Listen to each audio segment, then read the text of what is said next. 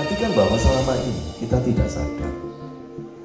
Sebagian besar dari kita, hidup kita itu seperti orang yang tidak mengenal Tuhan. Karena yang kita cari adalah kepentingan-kepentingan jasmani kita. Itu sudah disediakan dan diberikan.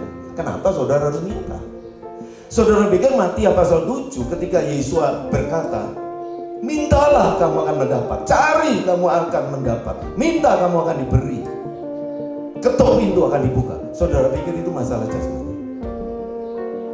Kalau itu masalah jasmani, berarti perkataan Yesus adalah Matius pasal 6, carilah kerajaan Elohim dan kebenaran terlebih dahulu, maka semuanya akan ditambahkan kepadamu.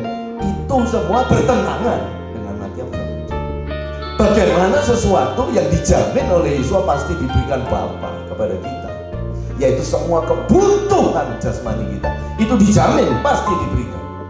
Seperti dia menjamin burung di udara, seperti dia menjamin bunga-bunga didandani dengan indah, demikianlah dia menjamin setiap orang yang sungguh-sungguh mencari kerajaan ini. Nah, masa sekarang di dalam Matius pasal 7 ayat 7 sampai 11 ini, Yesus itu mengajar, ayo minta kebutuhanmu apa, tak beri. Itu nggak masuk akal.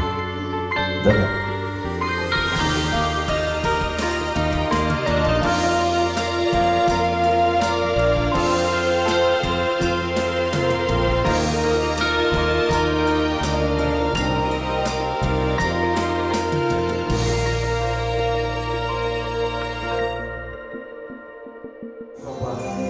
Kasih setiamu senantiasa menuntun segenap kehidupan kami. Lebih dari hidup kami ya Bapa, Engkau hebat dalam kehidupan kami. Kami bersuka cita memiliki Elohim seperti Engkau, Elohim yang hidup, Yahweh Yeshua Mashiach. Itulah namamu, dulu sekarang sampai selama-lamanya. Terima kasih untuk berkat-Mu pada kami semua. Sedang jemaat-Mu yang terkasih, kembali kami boleh berkumpul hari ini dengan cuaca yang luar biasa indah. Kembali keadaan kami sehat, sebagaimana kami ada semuanya karena kasih setiamu ya Bapa. Engkau memberkati ibadah kami dari awal, pertengahan hingga akhir. Kami serahkan semuanya ke dalam pimpinan Roh Kudus-Mu. Biarlah Engkau membentengi kami dengan kuasa para malaikat yang Kau kirim untuk menjaga membentengi kami. Dan setiap berkat yang telah Kau sediakan bagi kami sepanjang hari ini, baik melalui setiap pujian maupun kebenaran firman-Mu yang akan kami terima sebentar. Dan dimanapun juga saudara kami yang terkasih mendengarkan siaran ini, dimanapun mereka berada, Engkau memberkati mereka, memberkati setiap telinga yang mendengarkan, setiap mata yang melihat siaran ini, dimanapun mereka, Engkau menjamah mereka, sebagaimana Engkau memberkati kami semua di tempat ini. Dan dimanapun juga anak-anak-Mu berkumpul untuk beribadah, biarlah nama Yahweh Yeshua Mashiach dimuliakan dan ditinggikan.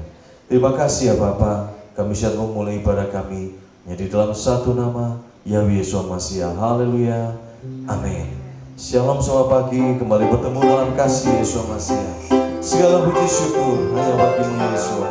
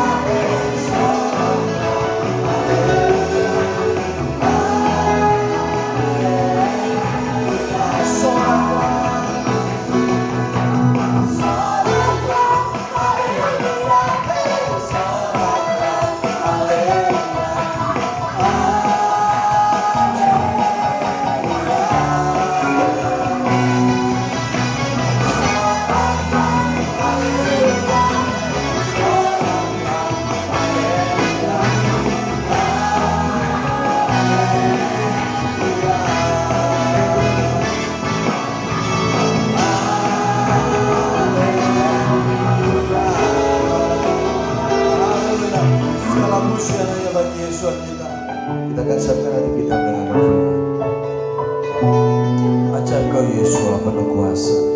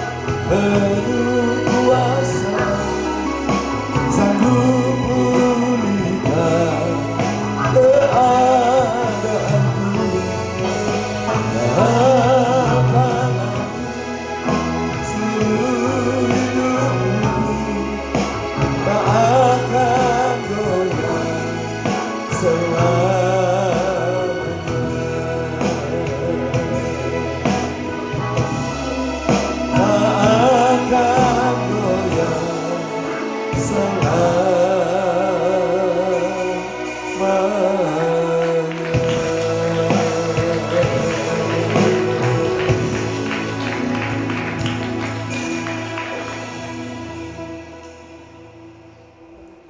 Kami siapkan hati menikmati setiap kebenaran yang Engkau menyatakan kepada kami.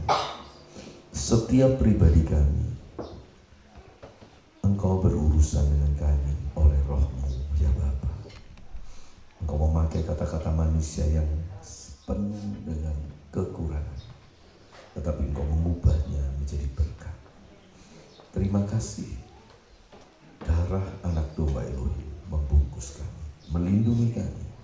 Darah Yahweh Yeshua HaMashiach menjadi meterai keselamatan bagi kami, yang menyucikan, menguduskan, membarui setiap kehidupan kami, bahkan menyempurnakan kami, memuliakan kami. Terima kasih. Para malaikat Samen yang kudus memagari, membentengi kami. Dari awal hingga akhir, waktu yang ada kami serahkan dalam pimpinan Roh Kudus. Demi nama Yahweh Yeshua HaMashiach. Haleluya. Amin. Shalom. Gloriate bienaventuranza punya siempre. Saudara semua diberkati Yahweh Yeshua HaMashiach berlimpah-limpah selama-lamanya. Kalau ada yang mau bertanya, saudara bisa ya. Pertanyaan. Nah, pagi hari ini kita akan berbicara tentang hikmat, ya. Jadi saya beri tema pagi hari ini serba-serbi tentang hikmat, ya. Kita akan membaca di dalam kitab Amsal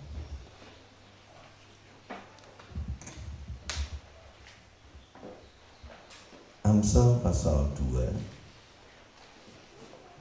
Kalau masalah hikmat ini satu-satunya di dalam kitab suci kita itu ya di kitab Amsal ini, saudara. Ini satu-satunya kitab yang banyak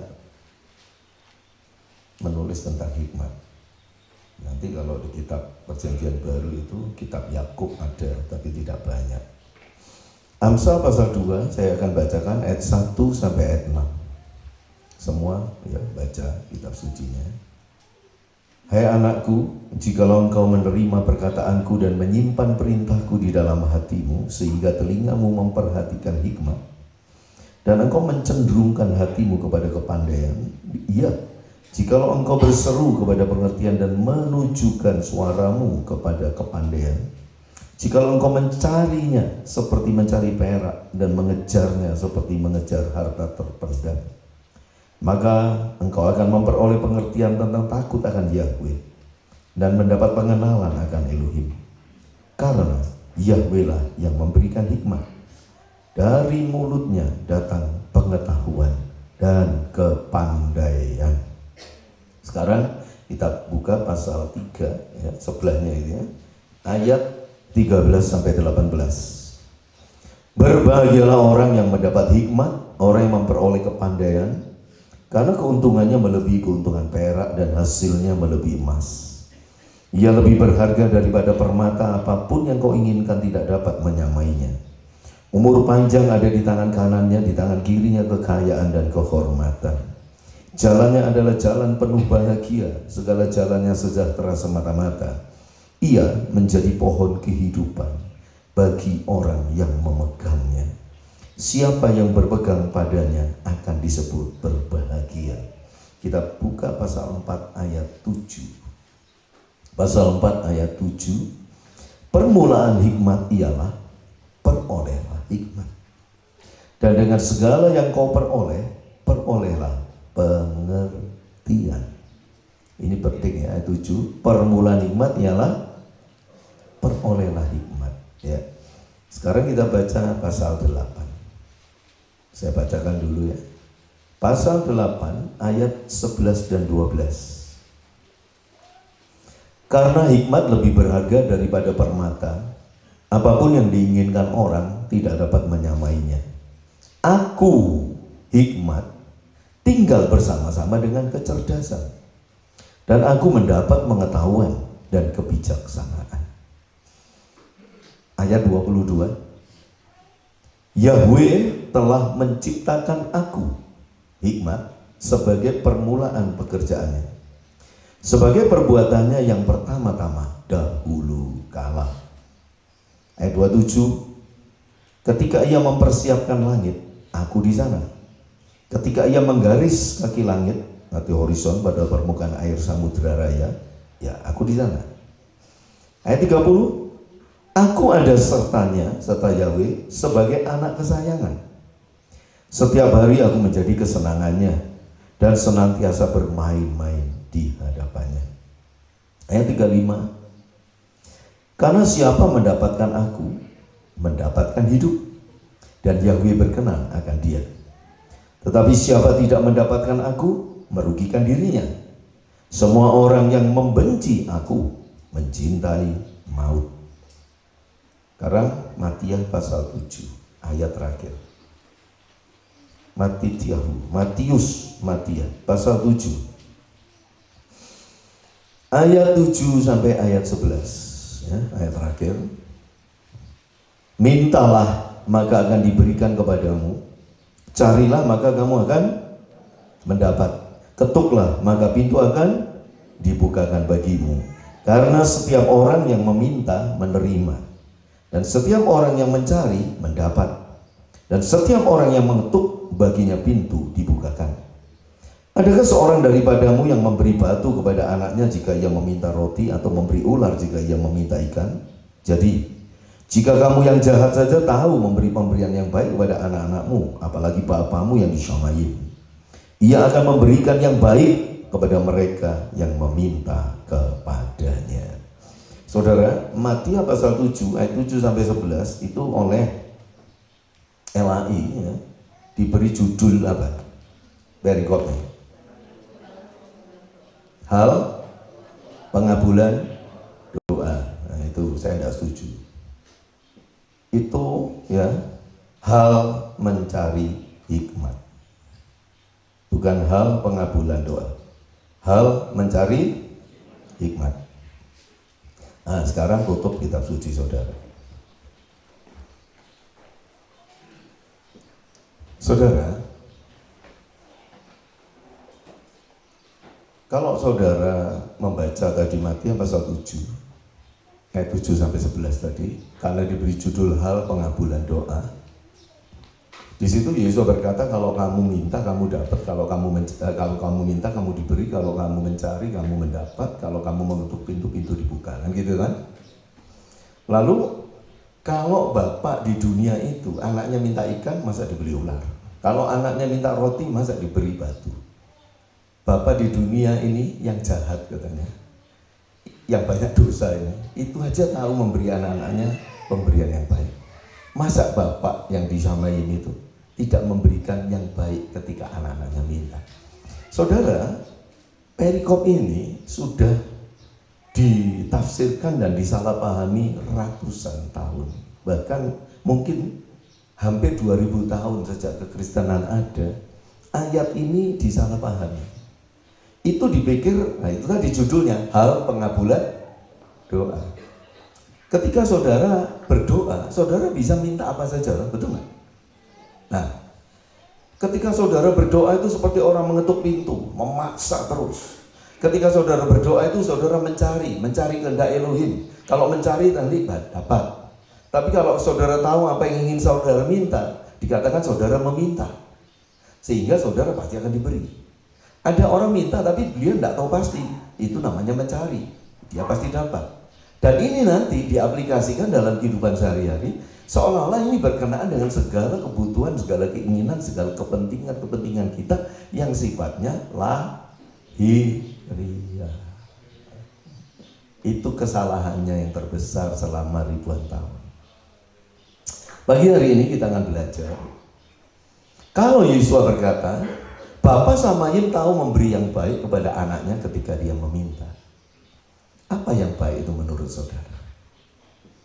Apakah kekayaan itu baik? Apakah punya mobil banyak itu baik? Apakah bisa punya rumah yang indah itu baik? Apakah punya pekerjaan dengan gaji tinggi itu hal yang baik? Kalau Yesus berkata Bapamu memberi apa yang diminta, dan itu pasti. Itu pasti. Kalau kamu minta, kamu pasti dapat. Ini pasti, saudara. Kalau kamu mencari, kamu pasti mendapat. Kalau minta, pasti diberi. Kalau ketuk pintu, pasti dibuka pintu. Ini pasti. Sekarang saya mau tanya, apakah doa saudara selama ini minta apa saja itu pasti dijawab? Ayo, jujur. Tidak loh? Tidak. Kita sebagai manusia yang hidup, apa yang kita minta itu justru banyak yang tidak dijawab. Masalahnya, saudara, yang pasti dijawab itu memang bukan itu. Sekarang apa yang baik? Saya tanya, punya rumah gedung dengan punya hikmat, baik mana? Jawab. Punya banyak mobil dengan punya banyak hikmat, bagus mana?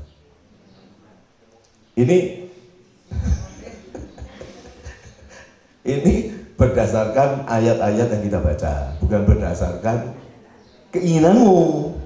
Kalau kamu ya, aku ngombloi nggak apa-apa, yang penting soge. Nah ya tak? Kita ini sedang berbicara tentang firman ya. Tadi saudara baca dalam Amsal. Ada yang melebihi hikmat. Emas bisa melebihi hikmat. Tapi kalau saudara tak tanya milih emas atau milih hikmat, kamu milih emas loh. Kalau tidak punya uang, emas bisa dijual. Lah kalau hikmat masa bisa dijual waktu butuh uang. Nah saudara pasti mikir gitu kan? Itulah pikiran orang di seluruh dunia, mau Kristen mau bukan sama saja. Kekristenan dengan orang-orang penyembah berhala itu tidak ada bedanya. Selain orang Kristen, kalau doa itu dalam nama Yesus Masiah. Bisa ngerti nggak? Tapi yang dicari itu sama saja. Yesus berkata, semua kebutuhanmu Bapa tahu. Tidak perlu kamu cari itu. Burung saja tidak menabur, tidak menuai, dia pelihara. Mengapa kamu orangnya tidak percaya? Kamu terus bingung. Dan semua yang kau cari itu dicari oleh bangsa-bangsa yang tidak mengenal Elohim. Saudara perhatikan pagi hari ini, saya tidak khotbah lama, saudara. Perhatikan bahwa selama ini kita tidak sadar. Sebagian besar dari kita, hidup kita itu seperti orang yang tidak mengenal Elohim. Karena yang kita cari adalah kepentingan-kepentingan jasmani kita. Itu sudah disediakan dan diberikan. Kenapa saudara harus minta? Saudara pikir Matius pasal 7 ketika Yesus berkata, mintalah kamu akan mendapat, cari kamu akan mendapat, minta kamu akan diberi, ketuk pintu akan dibuka. Saudara pikir itu masalah jasmani? Kalau itu masalah jasmani, berarti perkataan Yesus dalam Matius pasal 6, carilah kerajaan Elohim dan kebenaran terlebih dahulu, maka semuanya akan ditambahkan kepadamu. Itu semua bertentangan dengan Matius pasal 7. Betul nggak? Betul nggak? Bagaimana sesuatu yang dijamin oleh Yesus pasti diberikan Bapa kepada kita, yaitu semua kebutuhan jasmani kita itu dijamin pasti diberikan. Seperti dia menjamin burung di udara, seperti dia menjamin bunga-bunga didandani dengan indah. Demikianlah dia menjamin setiap orang yang sungguh-sungguh mencari kerajaan Elohim. Nah, masa sekarang di dalam Matius pasal 7 ayat 7 sampai 11 ini, Yesus itu mengajar, ayo minta kebutuhanmu apa, tak beri nanti. Loh, itu nggak masuk akal. Betul nggak? Saudara, banyak di antara kita itu kalau membaca firman nggak ngerti. Pagi hari ini saya ingin menekankan kepada saudara, yang diminta, yang dicari, ketuk pintu-pintu dibuka, Bapa pasti memberi. Itu bukan masalah berkat-berkat jasmani, saudara. Tetapi itu hanya satu kata, hikmat. Kita tadi sudah membaca dalam kitab Amsal. Hikmat itu dipersonifikasikan sebagai pribadi. Aku hikmat. Aku diciptakan Yahweh sejak permulaan. Sebelum segala sesuatu dia ciptakan, aku terlebih dahulu diciptakan. Sebagai anaknya Yahweh, aku bermain-main di hadapannya. Aku menjadi kesenangan Yahweh setiap saat. Ketika Dia menciptakan langit dan bumi, aku ada di sana. Ketika Dia menciptakan apapun, aku bersama dengan Dia di sana. Berbahagialah yang mendapatkan aku. Orang yang mendapatkan aku, dia akan menjadi pohon kehidupan. Sehingga orang-orang lain yang berpegang padanya, dia juga akan berbahagia. Saudara, hikmat itu siapa? Siapa hikmat itu? Banyak gereja berkata hikmat itu adalah Yesus Masiah. Itu salah. Kalau hikmat itu Yesus Masiah, berarti hikmat adalah Yahweh. Betul nggak? Yesus kan Yahweh kan? Padahal hikmat itu dikatakan aku ini anaknya Yahweh. Hikmat itu anaknya Yahweh, bukan Yahweh. Loh, anaknya Yahweh kan Yesua, bukan. Yesua itu ya Yahweh. Yesua itu anaknya Bapa. Bapa itu siapa? Nggak tahu. Karena tidak seorang pun mengenal, tidak seorang pun tahu, tidak seorang pun pernah melihat dan mendengar bapaknya Yesua. Betul? Nah, terjadi kesimpang siuran ketika kata Tuhan dalam tanah yang itu berasal dari Yahweh itu diasumsikan sebagai bapaknya Yesus Masiah. Nah, itu salahnya di sana. Itu kesalahan Kristen 2000 tahun itu ada di sana. Yahweh dengan Yesus itu sama, jret. Yahweh itu belum berinkarnasi, belum menjadi manusia. Yesua itu Yahweh yang telah menjadi manusia. Lah, hikmat itu lalu siapa? Hikmat ini diciptakan oleh Yahweh. Itu yang permulaan dia ciptakan. Dan disebut aku ini anaknya Yahweh. Saudara anaknya siapa? Yahweh, kau Bapakku. Saudara anaknya siapa? Hikmat anaknya siapa? Sama-sama anaknya Yahweh. Nah, itu rahasianya di sana. Hikmat itu anaknya Yahweh, saudara juga anaknya Yahweh. Jadi kalau mencari hikmat itu di mana?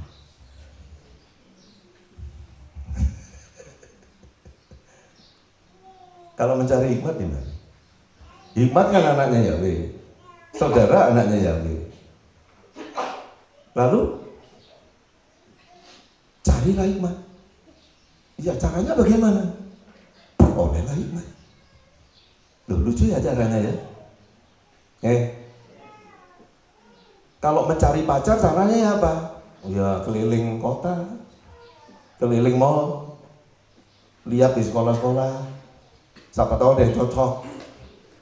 Kalau mencari hikmat, caranya apa? Perolehlah hikmat. Loh, aneh loh. Mencari hikmat itu perolehlah hikmat. Mencari dengan peroleh itu sama enggak? Beda, saudara. Di sini ada sebetulnya itu misterinya dari sana. Carilah hikmat. Ya apa caranya? Perolehlah hikmat. Memperoleh itu berarti mendapat.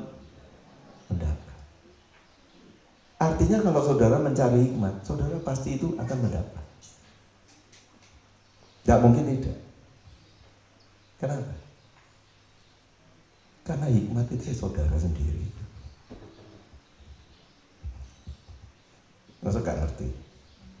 Nah ini, bingung nih, wajahnya bingung semuanya. Kenapa kalau mencari hikmat pasti dapat? Kalau mengetuk pasti dibuka, mencari pasti dapat, minta pasti diberi. Karena hikmat itu ada di dalam dirimu. Hikmat itu gak jauh-jauh. Hikmat itu anak Yahweh. Saudara juga anak Yahweh di dalam Yesus Masiah. Mengapa orang harus percaya Yesus Masiah? Supaya jadi anaknya Yesus, anaknya Yahweh. Mengapa harus menjadi anaknya? Agar saudara jadi hikmat, berhikmat. Jangan seperti orang dunia yang tidak punya hikmat. Saudara, ada satu hal yang sangat perlu untuk saudara renungkan. Selama ini kita hidup, saya tanya jujur kepada saudara, apa saudara pernah sih mencari hikmat? Siapa yang selama hidupnya ini mencari hikmat? Angkat tangan. Meminta hikmat, angkat tangan. Ada yang minta. Ngetok pintu supaya hikmat itu diberikan. Padahal pintu itu Yesus berkata, akulah pintu. Satu-satunya pintu adalah Yesus Masias. Ketuk. Jadi seperti mendesak Yesus, berilah hikmat. Karena hikmat itu ciptaan Yesus Masias. Perhatikan ya. Tidak ada apapun di alam semesta yang diciptakan di luar Yesus Masias. Amin. Segala sesuatu diciptakan oleh Dia, oleh Yahweh Yesus Masias. Kalau saudara selama hidup ini yang dicari, coba sejak kecil anak-anak. Orang tua punya anak kecil. Ini anaknya ini disuruh nyari apa? Ada orang tua di sini bilang sama anaknya yang kecil, mulai kecil, "Nak, kamu harus cari hikmat ya." Sedang orang tuanya sendiri tidak ngerti hikmat itu apa. Memangnya banyak orang Kristen ngerti hikmat itu apa? Loh, hikmat itu loh sampai sekarang jadi misteri, saudara. Untuk orang-orang heretis, ya, orang-orang yang menganut paham-paham yang mereka mengerti sendiri golongannya, rahasia, itu esoteris namanya. Ya. Itu mereka nganggap hikmat itu, mereka sebut hikmat itu dengan bentuk feminin, Sophia. Sophia, hikmat. Dan bagi mereka hikmat ini satu-satunya seperti yang mereka sembah. Jadi hikmat itu jadi seperti ilah bagi mereka. Nah, itu kesalahannya dari sana. Tapi mereka benar-benar selalu mencari hikmat. Dan kebanyakan mereka itu bukan orang Kristen atau orang yang KTP-nya Kristen, tapi hidupnya bukan Kristen. Dan orang-orang seperti ini selalu dianggap sebagai bidat, sebagai aliran sesat oleh orang golongan Kristen. Kristen-Kristen konservatif yang hidupnya itu mengikuti kitab suci Kejadian sampai Wahyu. Saudara, sekarang saya tanya, yang benar itu sebetulnya siapa? Apakah kalau saudara baca ini dari kitab suci ini, dari Kejadian sampai Wahyu, saudara bisa dapat hikmat?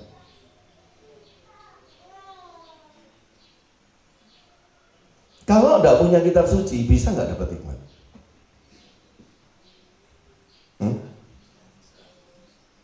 Menurut saudara, Abraham itu orang berhikmat atau enggak?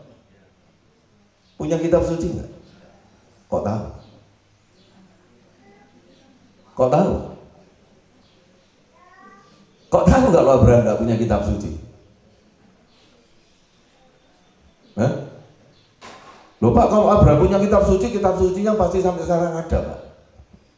Kemungkinan besar gitu ya. Betul nggak? Kitab suci yang saudara pegang ini, Kejadian, itu cerita tentang Adam dan Hawa toh. Ya, jadi yang nulis Adam dan Hawa. Siapa yang nulis? Kejadian sampai kitab Ulangan, Pentateuch, katanya 5 kitab Mose. Apakah dalam kitab 5 kitab itu ada aku Mose yang menuliskan kitab Kejadian sampai Ulangan? Lah kok orang percaya kalau itu Mose yang nulis? Saya tuh sampai sekarang nggak percaya kalau yang nulis itu Mose, soalnya nggak ada datanya. Yang nulis kitab Kejadian sampai Ulangan ini siapa? Wah, kalau Mose yang nulis, Mose itu hidupnya itu 2000 tahun sejak Adam dan Hawa. Kok tahu dia cerita di Taman Eden? Siapa yang ngasih tahu? Oh, Roh Kudus yang ngasih tahu. Kok tahu kamu kalau Roh Kudus yang ngasih tahu dia? Ada datanya.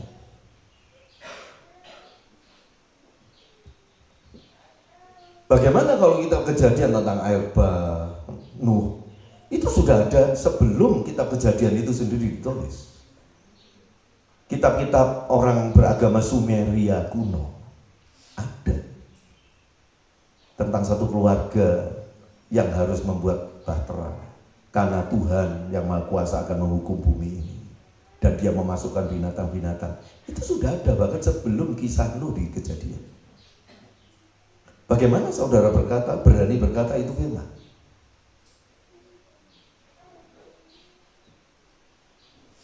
Saya tanya, orang Kristen ketika jadi orang Kristen mengikut Yesua gereja mula-mula sudah punya kitab suci gini nggak? Nggak ada. Kitab suci yang ada ini itu baru abad 4 ada. Kalau yang perjanjian lama, Septuaginta dan Vulgata, nah itu mungkin sudah ada sebelum Yesus ada. Itu perjanjian lama, Tanakh. Tetapi orang-orang itu, saudara, waktu itu, apalagi yang namanya perjanjian baru, itu nggak ada. Nggak ada. Kitab suci kita ini ditemukan yang tahun 1000 Masehi, saudara, seperti di Qumran dan sebagainya itu tahun 1900 berapa 52 kalau nggak salah, naskah Laut Mati dan sebagainya, Masoret itu lengkap. Lalu siapa yang menyusun ini seperti ini? Disusun seperti ini abad 14-15 oleh Erasmus, Diodorus Erasmus, seorang humanis Katolik Roma, menyusun dari Kejadian sampai Wahyu.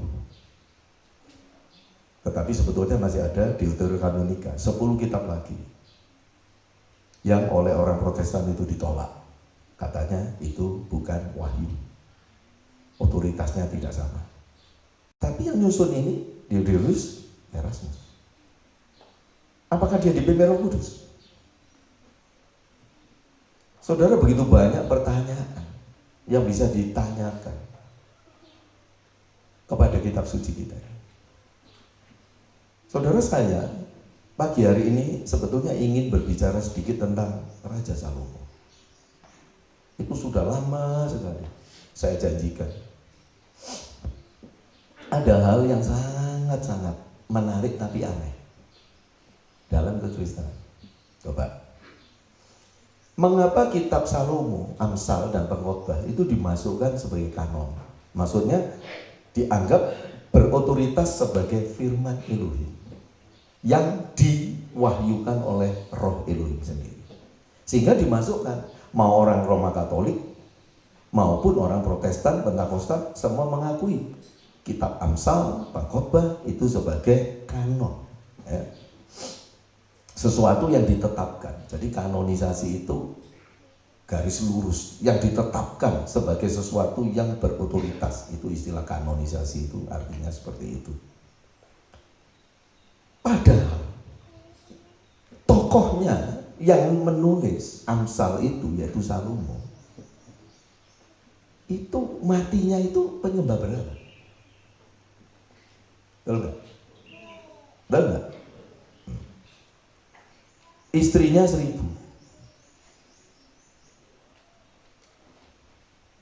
Istrinya sebetulnya berapa? 300. Yang 700 gondek, ya. Gondek atau istri bedanya apa sih? Cuma beda status, tapi dalam ya, hubungan suami istri ya sama, saudara. Yaitu istrinya 1000. Meskipun zaman dahulu, saudara jangan berpikir bahwa 1000 ya apa caranya. Itu mereka seringkali hanya sekali ketemu, setelah itu seumur hidup nggak ketemu. Mereka diletakkan di harem-harem, istana kecil untuk mereka sampai mati, mereka harus sendirian.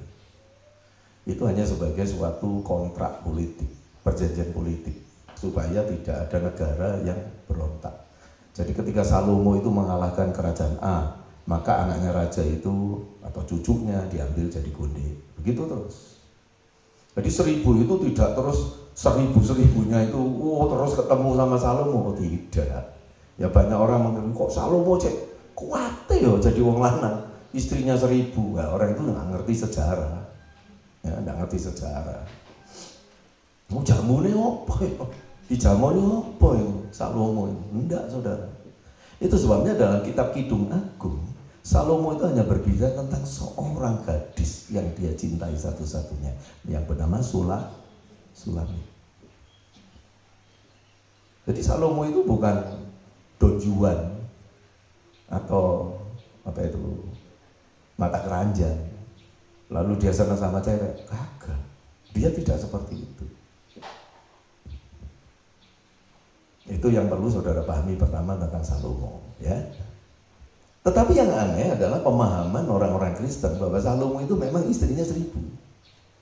Dan Salomo itu dimasukkan dalam kanon kitab suci sebagai yang berotoritas. Kata-katanya dianggap semuanya itu adalah firman. Tetapi kekristenan sangat menentang poligami. Itu aneh kan? Aneh nggak? Anehnya luar biasa. Abraham itu aja istrinya lebih dari 1, betul? Tapi kenapa Kristen juga menentang poligami? Yakub istrinya 4. Kenapa Kristen menentang poligami? Katanya Elohimnya Abraham, Ishak, Yakub adalah Elohimnya kita. Sama. Tuhan kita sama. Tuhannya Abraham, Tuhannya kita. Tapi Abraham itu poligami. Yakub poligami. Mose poligami. Daud poligami, istrinya 10-20. Salomo 1000. Nah, kenapa? Semua tokoh itu tokoh sentral yang luar biasa. Tapi kenapa kekristenan kok sangat mengutuki poligami? Lalu Kristen itu mengikuti siapa sebetulnya? Ayo, tak tanya ini, Kristen mengikuti siapa? Padahal semua tokoh patria itu bapak-bapak orang percaya sejak zaman dahulu, itu bahkan Lamekh gitu loh saudara, istrinya ada dan Cila 2. Jadi poligami itu sudah ada sejak Adam dan Hawa. Ya Adam itu meskipun poligami ya nggak ditulis di dalam kitab suci. Lah apa Adam sampai umur 600 ya bisa punya anak. Masa istrinya lahir terus umur 600? Adam istrinya banyak yang nggak ditulis di dalam kitab suci. Yang jelas Lamekh itu istrinya ada 2. Dan Lamekh ini masih cucunya Adam, saudara. Bagaimana? Semua tokoh-tokoh itu poligami. Lah kenapa Kristen tiba-tiba monogami? Saya ini tidak berbicara khusus tentang poligami dan monogami. Saya hanya ingin menggiring saudara dalam suatu pemahaman. Sebetulnya Kristen itu apa? Hukum-hukum Kristen itu loh, dari mana ditegakkan? Oh, Rasul Paulus, Pak. Rasul Saul. Karena Rasul Saul berkata, jangan mencemarkan tempat tidur. Seorang penatua harus suami dari seorang istri. Oh, ini Rasul Saul. Loh, Rasul Saul bilang seorang penatua kok. Jadi aturannya Rasul Saul itu hanya untuk penatua kok. Rasul Saul tidak pernah berkata, hai jemaat Korintus, kamu tidak boleh tidak boleh poligami. Ada nggak? Tidak ada. Lah, tapi kenapa orang Kristen kok ngutuki poligami? Orang Kristen ngutuki penyembahan berhala nggak? Tapi mengapa mengagungkan Salomo dengan kidungnya, dengan kitab pengkhotbahnya, dengan kitab Amsalnya yang luar biasa, sering dikhotbahkan, padahal Salomo ini nyembah berhala. Nah, saudara di situ saudara harus berpikir, sebetulnya ini Kristen itu apa? Saudara tahu, Kristen itu sudah jadi agama buku, ya. Ini supaya saudara tahu apa agama buku. Agama buku itu adalah suatu kepercayaan yang dijadikan memiliki doktrin-doktrin dogma tertentu untuk supaya orang umatnya itu dapat selalu dikendalikan berdasarkan dogma atau doktrin itu tadi, supaya tidak keluar dari sana. Itu namanya agama buku. Karena orang Kristen memiliki buku yang disebut Bible, kitab suci, maka dalam sejarah gereja sejak mula-mula, orang-orang petinggi-petinggi yang bisa baca, tidak semua orang bisa baca ya. Ini cikal bakalnya kekristenan, supaya saudara tahu. Ini penting. Saudara jangan ngantuk ya. Kamu jadi orang Kristen puluhan tahun dan agama Kristen sudah ada 2000 tahun, tapi kamu tidak ngerti Kristen itu apa, celaka kamu. Itu sebabnya saya ngomong ini serius. Itu penting sekali dan ini tidak ada di mimbar manapun yang saya katakan. Karena kalau saya ngomong gini itu pasti saya dianggap penyesat. Ya saya sendiri nggak peduli. Ini YouTube saya keluar bisa dilihat siapapun. Saya nggak peduli orang bilang saya sesat atau tidak. Tapi saudara harus tahu Kristen itu sebetulnya apa? Kristen itu saudara, apakah agama Kristen dimulai dari Yesua dan para muridnya? Jawabannya tidak. Kehidupan Yesua dan para rasul sampai abad 3. Ya, jadi abad 3 itu sampai tahun 300 katakan. Nanti 300 lebih itu abad 4 gitu. Itu hidupnya itu tidak seperti orang Kristen zaman sekarang yang saudara kenal ini. Nah, Kristen yang kita kenal sekarang ini itu warisan dari Roma Katolik. Itu harus tahu saudara. Meskipun pada akhirnya ketika abad 1516 Martin Luther itu tahun 1500 berapa saya nggak terlalu ingat, tapi tahun 1500 sekian Martin Luther mulai mendeklarasikan imannya yang berbeda dengan Roma Katolik. Dengan 99 petisi yang dia tempelkan di pintu gereja Katolik yang besar, saudara, pada akhirnya dia dipecat dan dialah tokoh Protestan sampai hari ini dianggap tokoh reformasi. Nanti teruskan John Calvin dan sebagainya. Tapi tetap warisan dari Roma Katolik itu tetap dipegang orang Katolik, dipegang orang Kristen Pentakosta tetap sampai hari ini. Contohnya, salah satunya ya. Kalau orang menikah diberkati nggak? Nah, orang Kristen menikah diberkati sama pendeta, itu warisannya Roma Katolik. Zaman rasul-rasul tidak ada seperti itu. Itu namanya sakramen pernikahan. Sakramen. Sakra itu sakral. Ya, jadi sakramen itu upacara-upacara yang bersifat sakral, kudus, suci, rahasia. Nah, itu sakramen. Itu salah satu warisannya. Kenapa sih orang kawin kok harus didoakan sama pendeta? Memang nggak bisa kawin begitu saja. Apakah zaman dahulu itu orang-orang kawin itu harus manggil imam-imam lalu didoakan? Coba saudara cari di seluruh kitab suci. Di Taurat yang begitu banyak aturannya sampai jelimet, tentang makan aja sampai begitu detailnya, tentang kejahatan ini, kenajisan ini detail. Coba saudara cari, ada nggak Yahweh itu memberi kepada orang Israel kalau mau menikah harus ke imam lalu didoakan diberkati? Ada nggak? Kagak ada. Tidak ada. Nah, aneh kan? Tapi kenapa orang Kristen kok kalau tidak diberkati pendeta katanya tidak sah? Hah, masa? Nah, jadi Kristen itu sebetulnya apa? Apakah Kristen mengikuti kitab suci? Tidak. Kristen mengikuti Roma Katolik. Dalam banyak hal. Kenapa orang Kristen percaya ini adalah kitab suci? Karena orang Katolik yang buat ini. Erasmus itu orang Katolik. Yuderis Erasmus itu seorang humanis Katolik. Dialah yang mengkanonisasi ini menjadi 66 kitab ini. Dan kita orang Protestan, orang Pentakosta berkata ini firman Elohim. Berarti kan kita kan manut dengan hasil karyanya Erasmus, betul nggak? Iya. Loh, saya nggak takut ngomong seperti ini karena ini memang di sejarah tertulis. Saya ngomong bukan ngawur. Ini ada datanya semua. Nah, lalu kenapa kok jadi seperti ini gereja ini? Kenapa saudara harus kumpul bersama-sama? Nah, ketika dulu jemaat mula-mula itu nggak punya gedung, saudara. Bagaimana punya gedung? Kalau mereka ketahuan oleh pemerintah Romawi, mereka bisa dibunuh, betul nggak? Nggak punya gedung. Mereka bahkan terpencar sampai ke seluruh daratan Asia, sampai ke India bahkan, sampai ke Eropa. Jadi orang-orang Kristen pengikut para rasul itu, mereka berpencar kemana saja.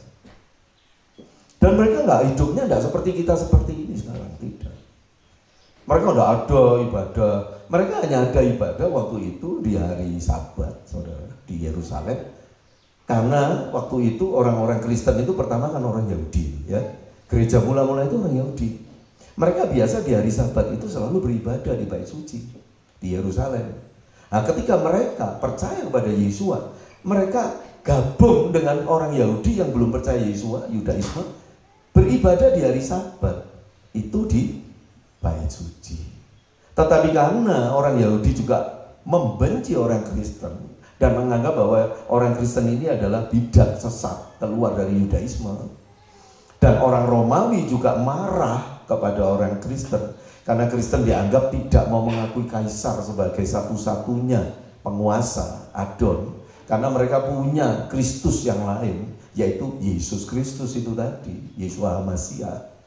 Maka mereka dimusuhi oleh dua kelompok itu, yaitu Yahudi dan Romawi. Sehingga hidupnya akhirnya terpencar-pencar. Nah, ketika tahun 325, ini masuk abad keempat, Konstantin, ya, ini kaisar Romawi, Konstantin ini, dia memeluk agama Kristen. Maka dialah yang mendirikan doktrin yang disebut pengakuan iman rasuli. Itu saudara di Nikea tahun 325 itu terjadi konsili yang pertama di bawah pimpinan kaisar yang adalah orang Roma. Lalu menentukan pengakuan iman rasuli 1, 2, 3 butirnya yang saya nggak suka sama sekali. Nah, disitulah saudara, karena Konstantin ini menjadikan agama Kristen itu sebagai agama negara, maka hukum Kristen menjadi undang-undang dasar bagi negara itu. Nah, itu ceritanya Kristen itu bisa seperti ini. Nah, karena kekristenan hukum-hukumnya itu menjadi undang-undang dasar, maka diperlukan juga hukum undang-undang dasar, kitab suci kayak kalau di Indonesia ini ada kitab undang-undang dasar gitu. Jadi kalau cuma agama Kristen jadi hukum, jadi agama negara, tapi tanpa kitab suci yang lengkap nggak bisa. Lalu makanya dibuat kitab suci, saudara. Tulisan-tulisan itu diambil sebagai kitab undang-undang dasar. Ini gampangnya gitu. Ini pakai bahasa saya. Sebetulnya, saudara, seperti surat-surat Rasul Saul. Surat Rasul Saul itu bukan hanya ini.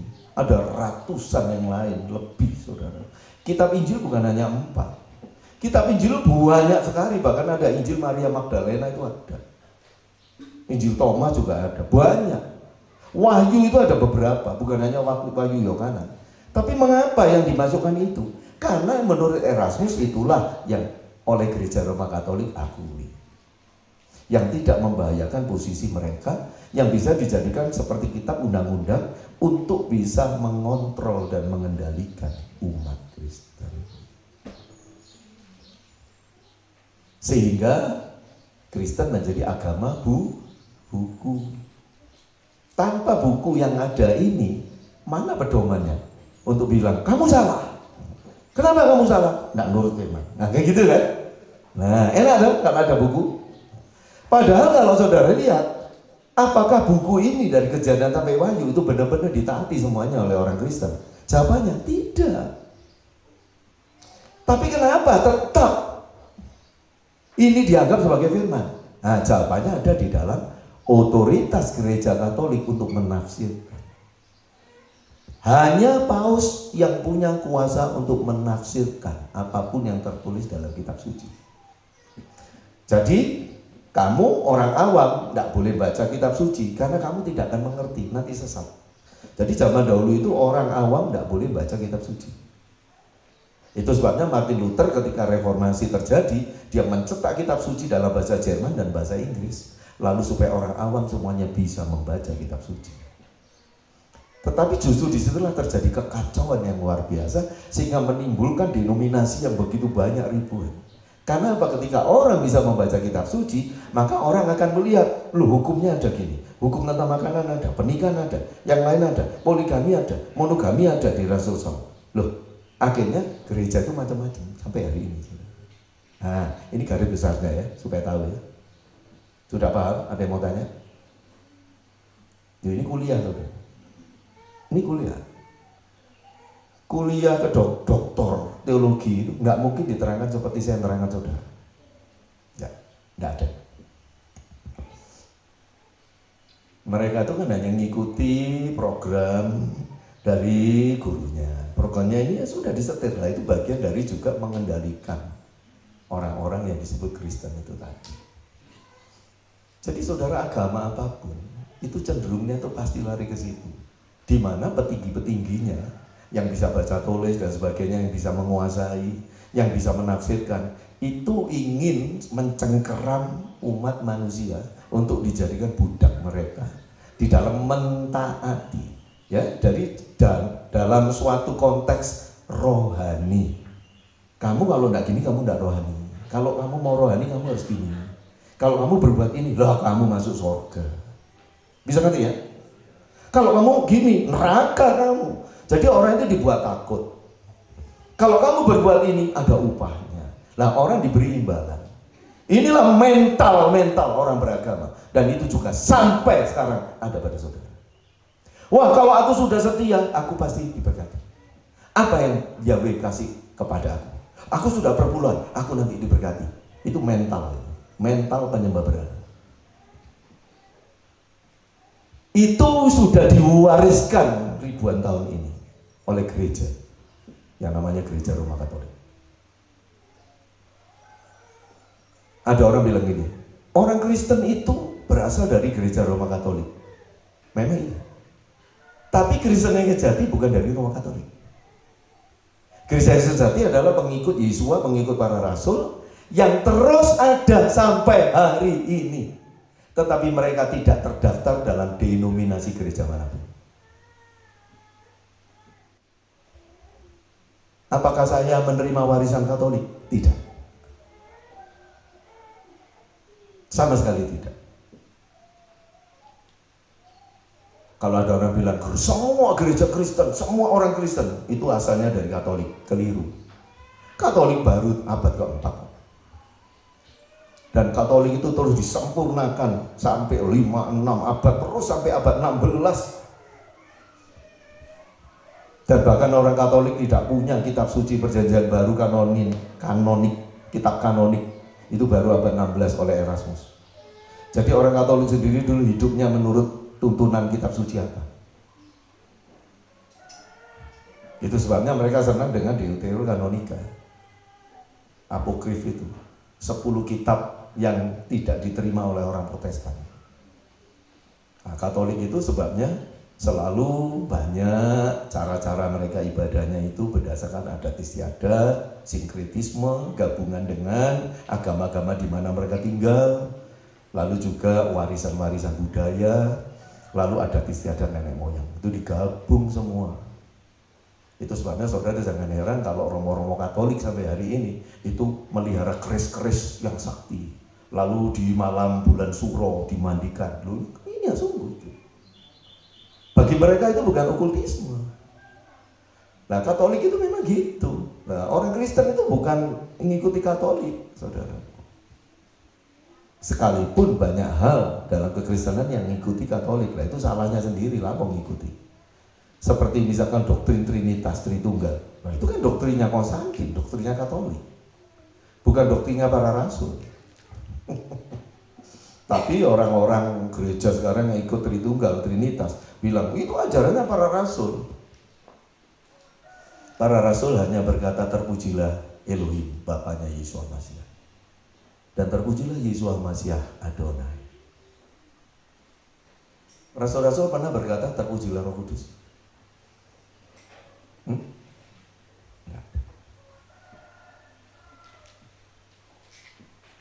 Nggak ada terpujilah Roh Kudus. Satu saja nggak ada dalam kitab suci. Tapi kenapa orang-orang Kristen hari ini terpujilah Bapa, Putra, dan Roh Kudus? Itu warisannya siapa? Warisannya Roma Katolik. Ya, saya ngomong seperti ini, saudara.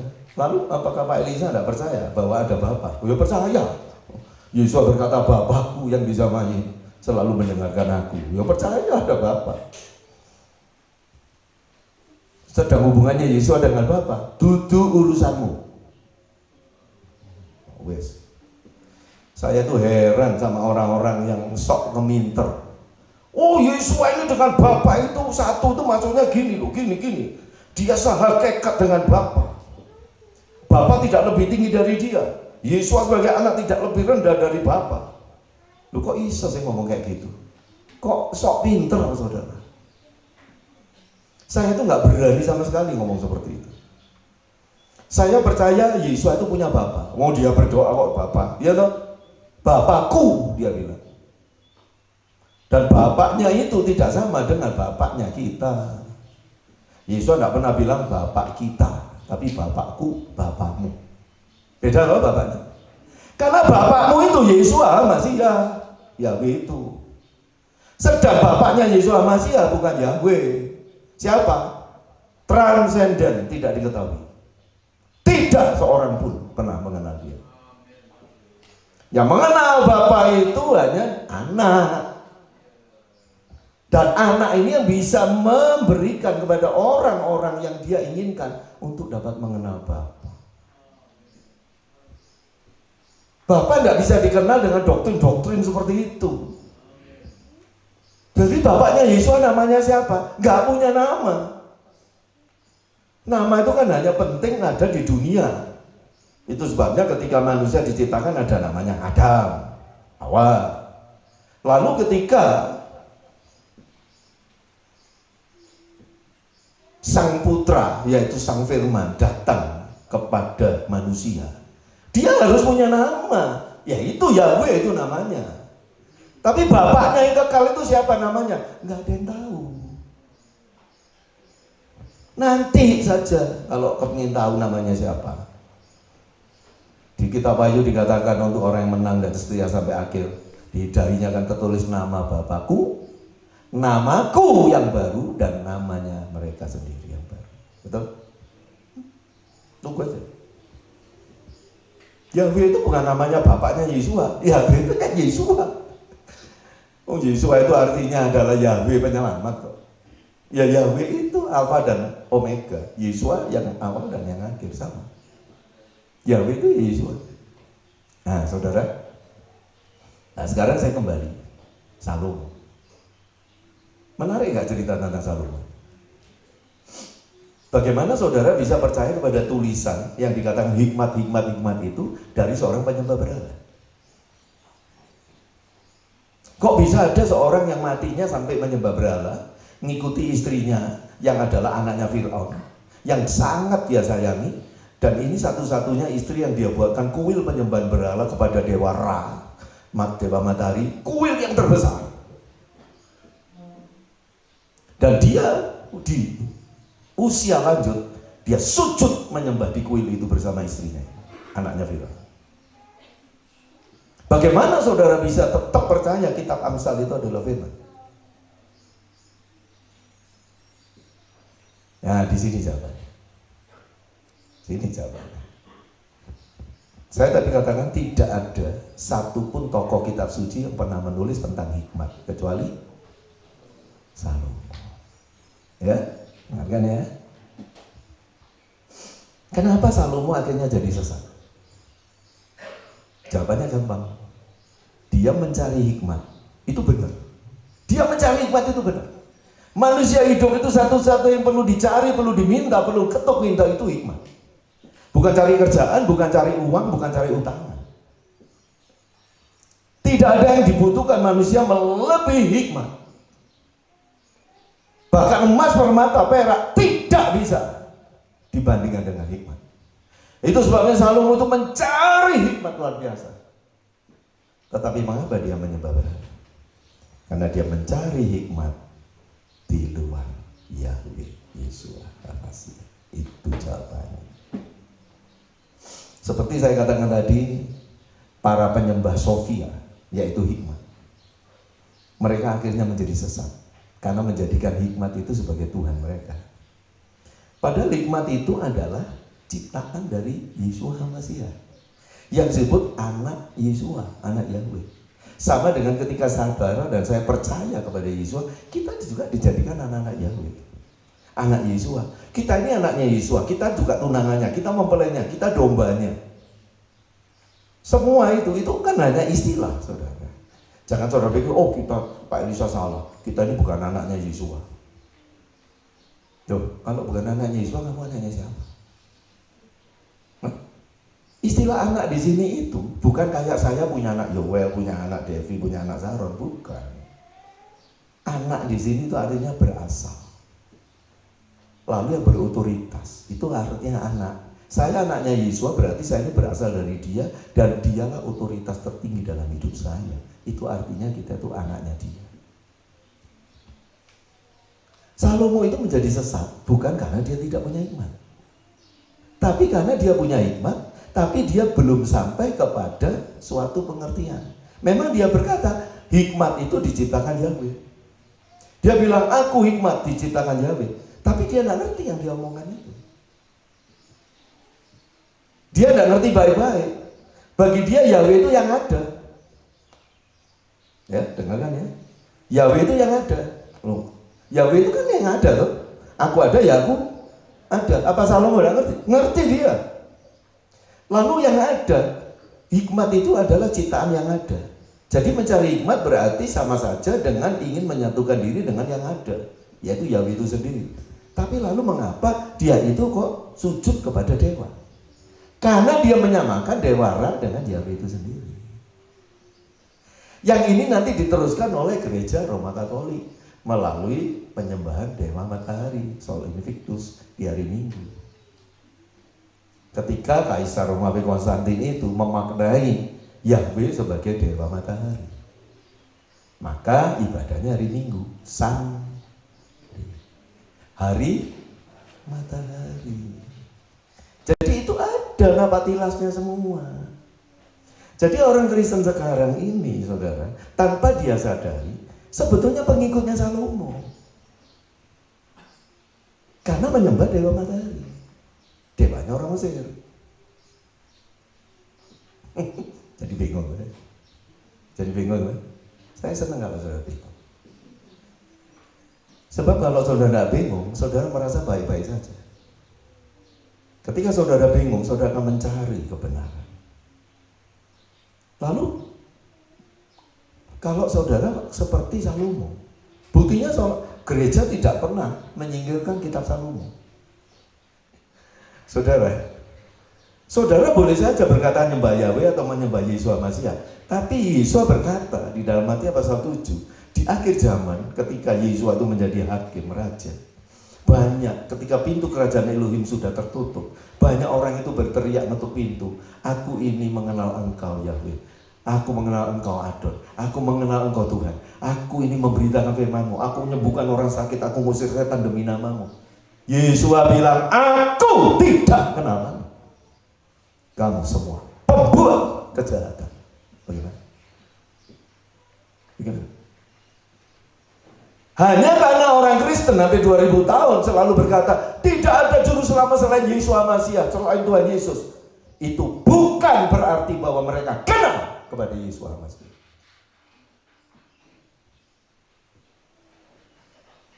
Bukan berarti pendeta-pendeta yang numpangi tangan orang sakit, orang kerasukan, lalu memberitakan firman kemana-mana. Apakah mereka kenal Yeshua? Yeshua berkata, aku tidak kenal kamu. Masalahnya itu bukan kamu kenal dia atau tidak. Masalahnya dia kenal kamu. Kalau saya atau saudara kenal dia, itu semua apapun persepsimu tentang dia, kamu pikir kamu kenal dia. Betul nggak? Bisa ngerti maksud saya? Tapi kamu selamat itu bukan karena kamu mengenal dia, tapi karena dia mengenal kamu. Sebab kalau saya atau saudara mengenal dia, itu sangat subjektif.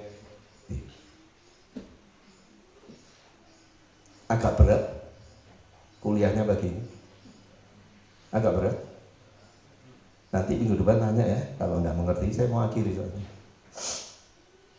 Ini belum selesai, ini masih setengahnya ya. Jadi akan diteruskan minggu depan. Soalnya kalau saya teruskan ini panas itu. Ya, orang pinter aja IQ 120 kalau denger ceramah itu selama 1 jam, yang masuk itu hanya 75%. Tapi kayak IQ di bawah 100, ya, ceramah 1 jam yang masuk 1 menit. Itu sebabnya ditanya tadi korbannya apa? Loh ya itu loh, hikmat. Memangnya hikmat kenapa? Ya mbo pikiran dewe. Repot saudara. Jadi saudara, ini PR untuk saudara merenungkan. Selama ini yang saudara cari dalam hidup itu apa? Apa yang dicari orang? Loh, yang jawab kan saudara. Apa yang dicari orang? Apa yang dicari orang? Siang, malam, pagi, petang. Uang, uang, uang. Bukan. Betul enggak? Saudara pernah mencari hikmat? Saudara percaya atau tidak percaya, saya ini nggak pernah cari uang. Saya tidak pernah cari kekayaan. Sejak saya kecil, muda sampai hari ini umur 62 tahun, saya nggak pernah cari uang. Loh, nggak pernah kerja Pak? Kerja, tapi nggak cari uang. Saya kalau kerja, ya saya berhak dapat uang, betul nggak? Lah, kok tak cari uang, aku kerja kok. Nek kerja dapat duit, pasti. Nek saya kerja nggak dapat duit, itu namanya budak rodi. Ikut Romusha. Gak ngerti lagi. Saya tidak pernah cari uang. Loh, kalau tidak cari uang itu kok ternak ayam, petelur, pedaging. Itu supaya kamu bisa makan sehat. Nih kalau nggak makan sehat, tak tutup, mau aku rugi terus. Ya, saya berencana ini mau ayam petelur mau saya besarkan. Soalnya itu dokter Nova yang bertanggung jawab di rumah sakit Bethesda katanya dia mau telur-telur organik yang sehat untuk orang sakit-sakit di Bethesda. Harganya mahal, saya terima. Ayo, itu ngomong sama Devi. Saya pikir-pikir, ya boleh juga. Kalau memang harganya bisa mahal, ya paling enggak ruginya enggak banyak. Kalau ada bisa balik modal aja sudah senang saya. Loh iya, balik modal aja senang. Mau pelihara 100 yang hidup cuma 30 loh, gak rugi gak apa. Ayam loro ditumpangi tangan, mati. Jadi apa saudara? Ayam sakit, ditumpangi tangan loh, ayam sakit itu kelenger kan. Nah ya apa? Sudah besarkan 8 bulan, gede-gede, tiba-tiba mati sampai buahnya.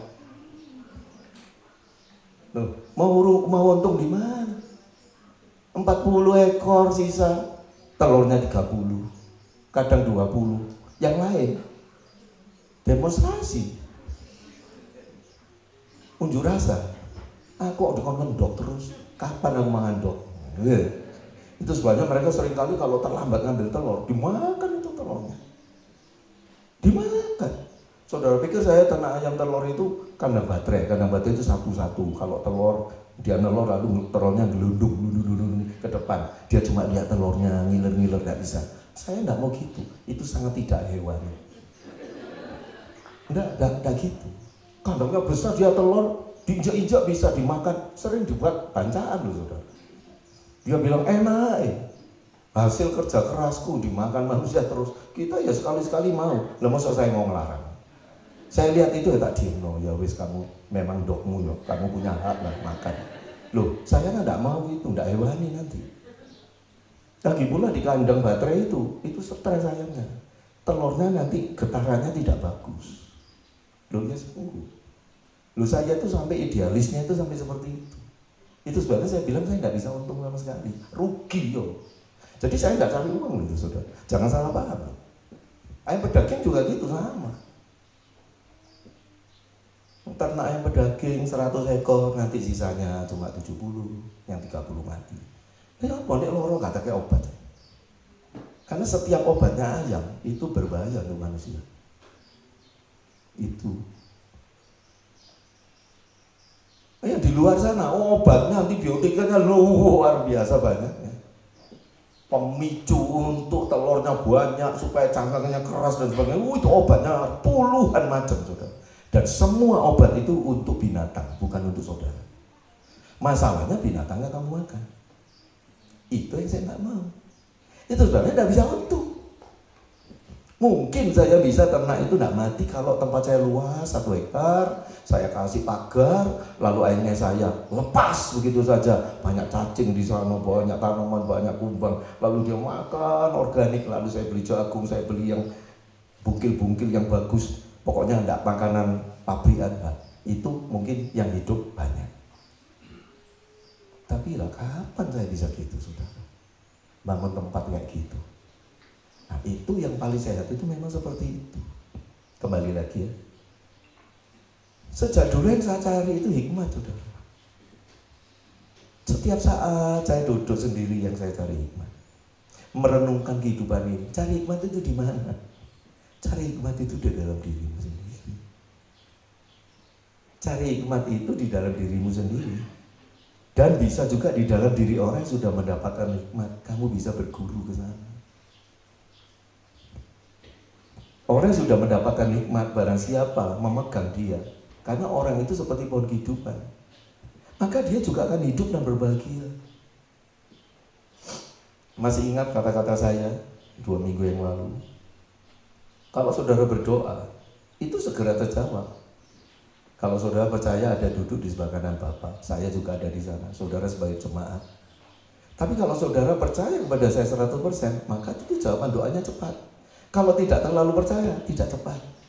Setiap orang itu punya kepercayaan berbeda. Masa semua jemaat di sini kalau saya ngomong A, B, enggak. Saya bilang A, mereka bilang D.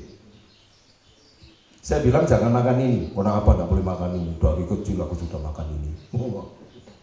Loh, enggak percaya.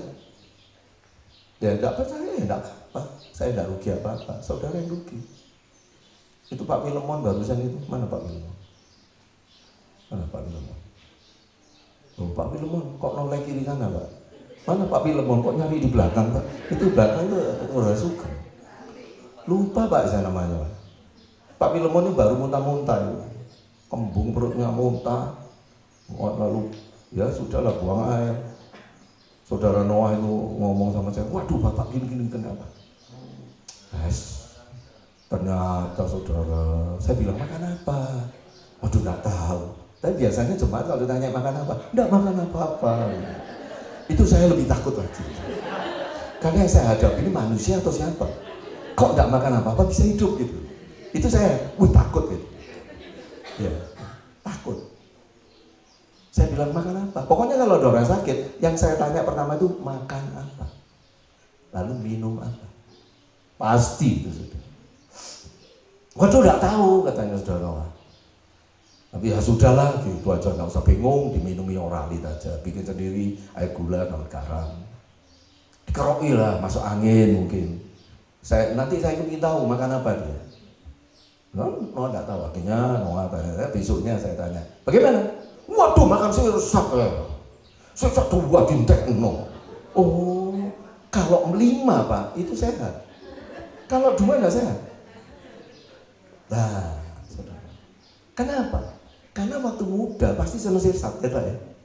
Betul Pak? Lain. Oh langsa, bukan sirsat, ya maaf. Memang senangannya langsa toh?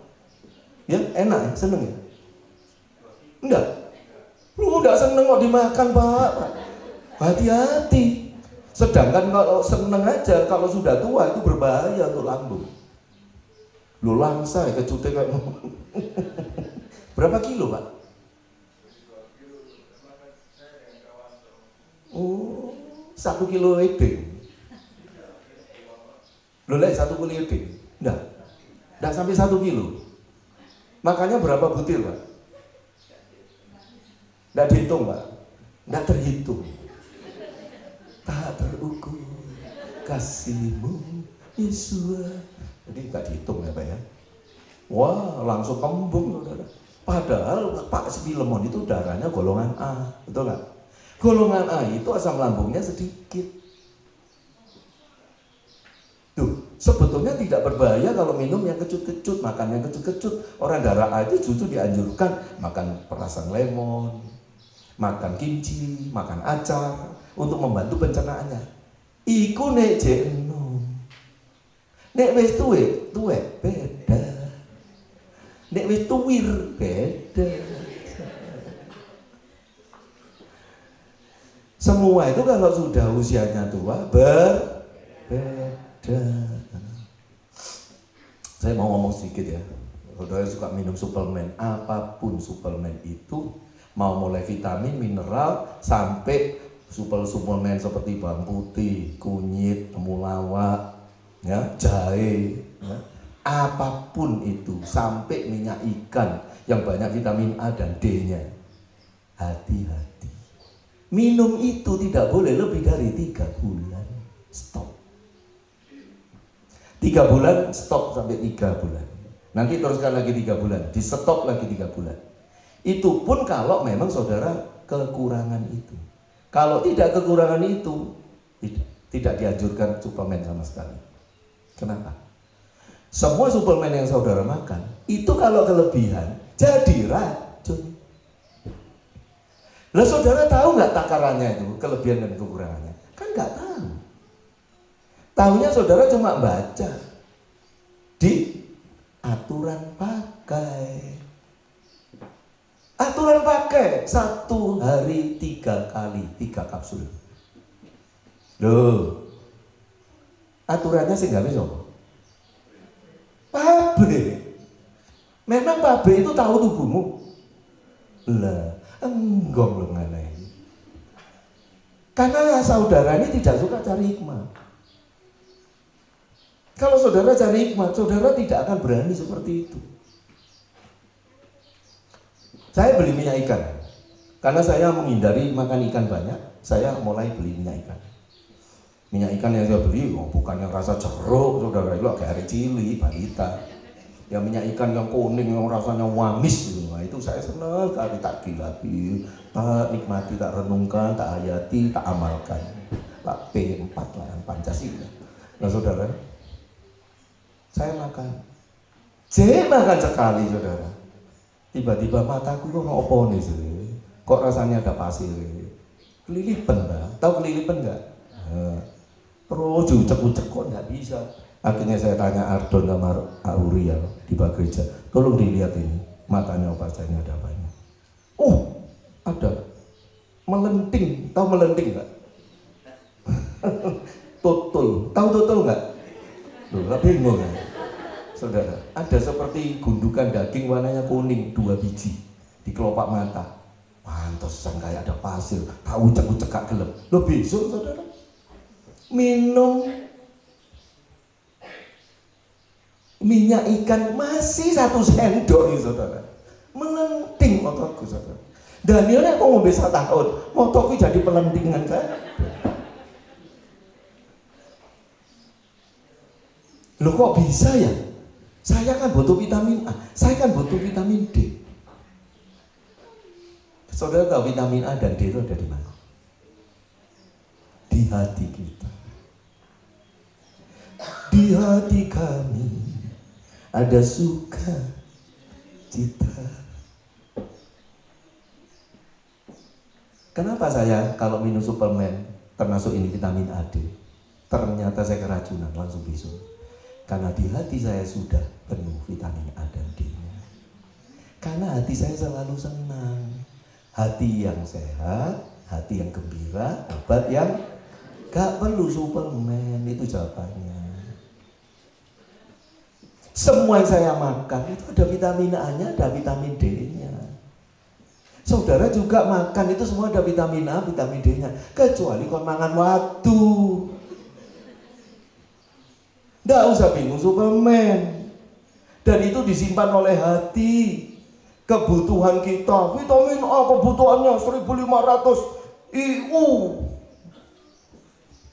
IU itu apa?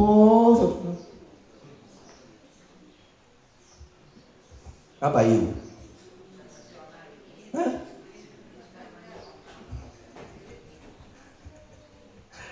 International unit itu loh. Yang menentukan, wuh, kok tahu dia kebutuhan saya satu hari itu? Vitamin C kebutuhannya 6.000 IU, vitamin A, kok tahu dari mana dia? Lah kalau di hati saya ada cadangannya, dia tahu nggak? Nggak tahu dia. Lah kamu di hatimu sudah banyak cadangan vitamin A, D, lalu kamu minum ikan vitamin A dan D, yang ngeblak kamu, keracunan. Semua vitamin itu bisa ngeracuni. Semua suplemen apapun termasuk bawang putih bisa menjadi racun.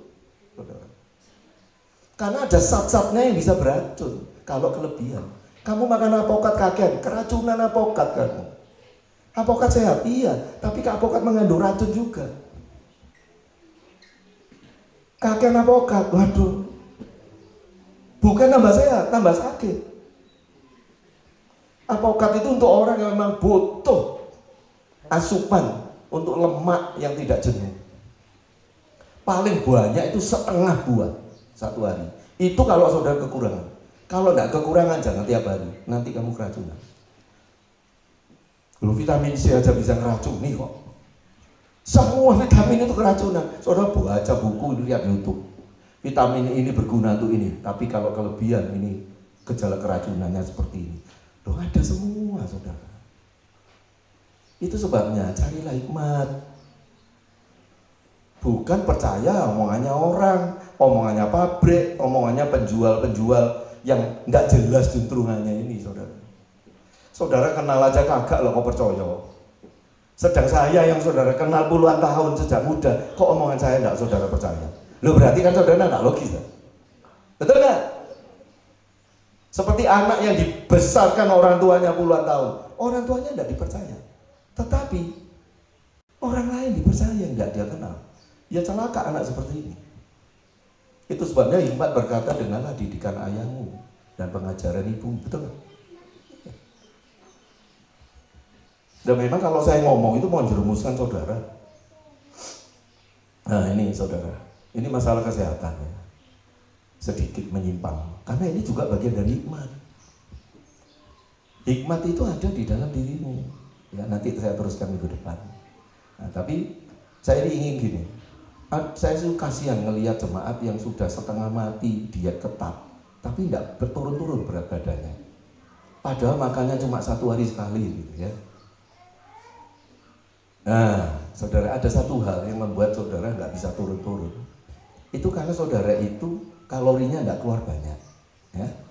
Artinya jangan hanya membatasi asupan makan, tetapi saudara juga harus banyak bergerak untuk membakar kalori. Kedua, jangan kakek turu. Ojo kakek turu. Kalau mau kurus tidur satu hari 4 jam, dijamin nggak gemuk. Ya cukup, saya ngomong. Sebab kalau saudara tidur, itu kebutuhan kalorimu itu hanya energi basal namanya, hanya diperlukan untuk tetap berfungsinya organ-organ tubuh. Tapi tidak ada kalori terbuang untuk pekerjaan. Itu membuat saudara gemuk. Semua makanan yang saudara makan, meskipun makan satu hari cuma sekali, itu sudah di awak saudara. Lalu yang sudah gemuk-gemuk kalau makan telur, kuningnya ojo bawa pangan. Karena kuning telur itu lemaknya tinggi, anak kon tambah berlemak. Yang kurus-kurus makan telur pakai kuningnya, ojo dikuak kok kualik. Anak kurus jangan makan kuning telur, kasihkan papak saja. Padahal papaknya gendut, lengarang nih saudara. Terbalik ini. Kalau yang sudah overweight, kalau makan telur hanya putihnya saja. Karena kuningnya itu lemaknya tinggi sekali. Karena semua lemak apapun, termasuk lemak dalam apokat. Oh, saya ini sudah tidak makan ikan, tidak makan telur, saya tidak makan gorengan-gorengan, saya cuma makan apokat, kok tambah gemuk? Ya kok ngarang. Apokat itu lemaknya tuh tinggi luar biasa. Meskipun lemaknya itu omega 3, tidak jenuh. Tapi tetap itu membuat kamu gendut. Minyak apapun kalau berlebihan ya gendut. Saudara ya? Ya. Jadi hikmat Nah, ini PR, saudara. Jadi khotbahnya ini akan selesai, sekarang selesai, tapi ada PR di rumah ya. Permulaan hikmat ialah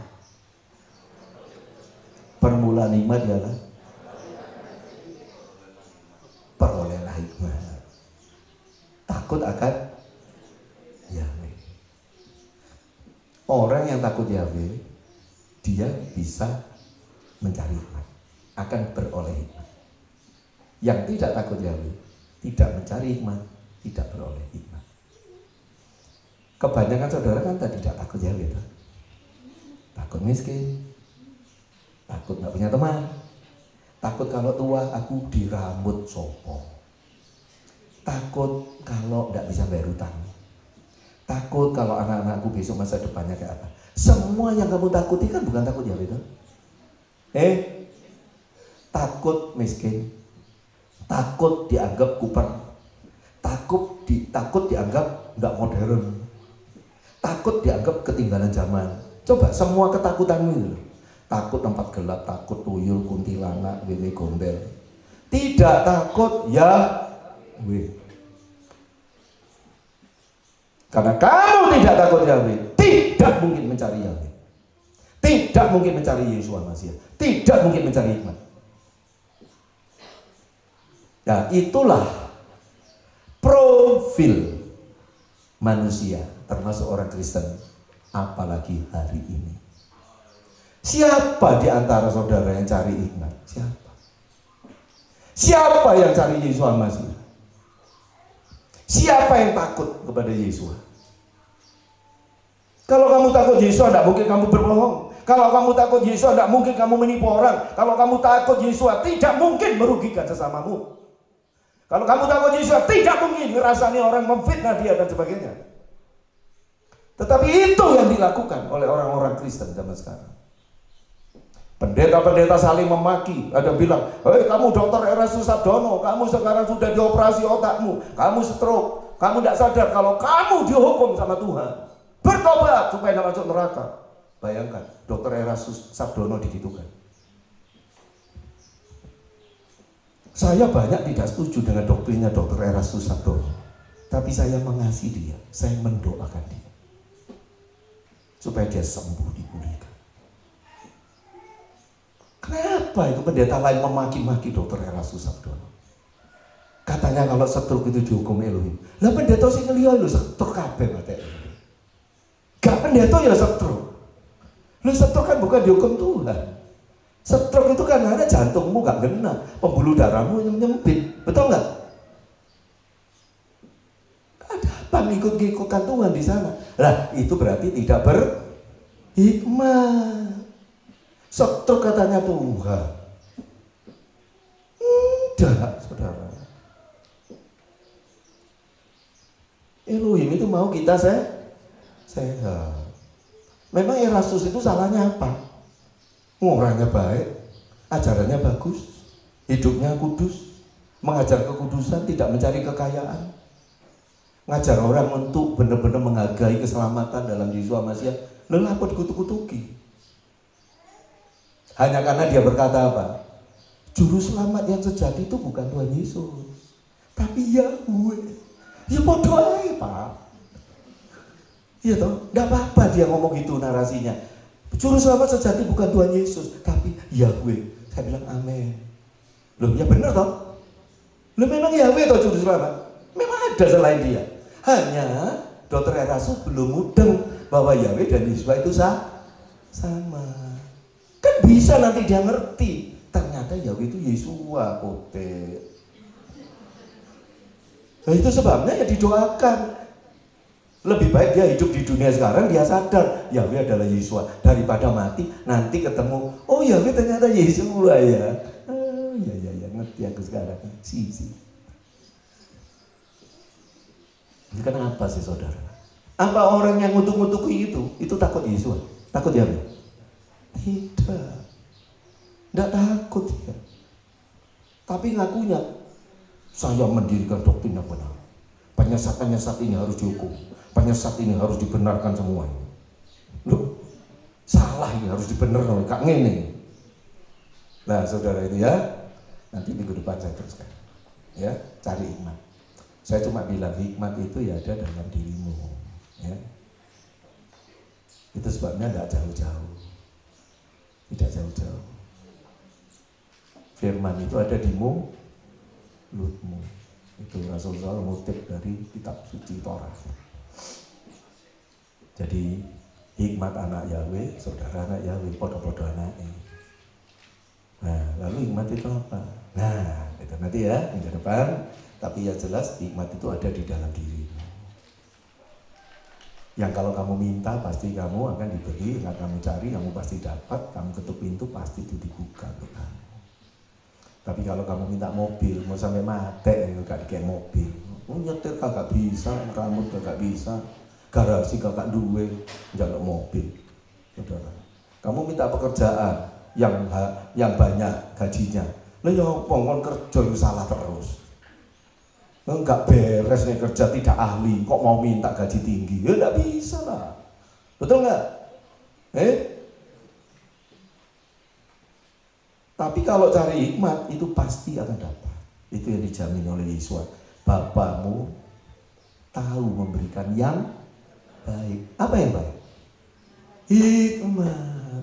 Tidak ada yang lebih baik dari hikmat, ya.